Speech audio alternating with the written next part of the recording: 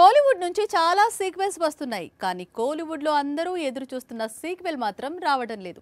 అదే 96. ఈ cinema release ఒక సెన్సేషన్. ప్రేమ కథను కొత్తగా ఆవిష్కరించడంలో ప్రేమ్ కుమార్ టెక్నిక్ ఆడియన్స్ కు బాగా నచ్చింది. పైగా సీక్వెల్ వస్తుందని ఎప్పుడో చెప్పాడు. ఇంతవరకు సీక్వెల్ పై క్లారిటీ లేదు.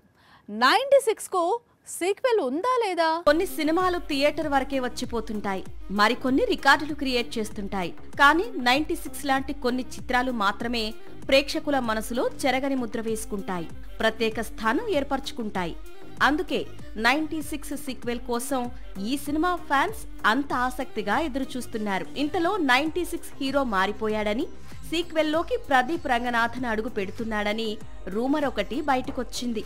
లవ్ టుడే, డ్రాగన్ సినిమాల ఘన విజయంతో తెలుగు, తమిళనాట పాపులర్ హీరో అయిపోయాడు ప్రదీప్.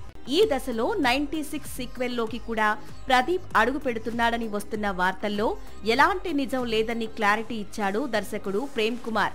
96 సీక్వెల్లో సేతుపతి, త్రిష మరోసారి ప్రధాన పాత్రలు పోషిస్తారు. మొదటి భాగం కంటే రెండో భాగం కథ బాగా వచ్చిందని, ఒక్కసారి సేతుపతి, త్రిష డేట్స్ ఇస్తే 96 సీక్వెల్ తీస్తానని, లేదా అసలు సీక్వెల్ తీయను అంటున్నాడు ప్రేమ్ కుమార్.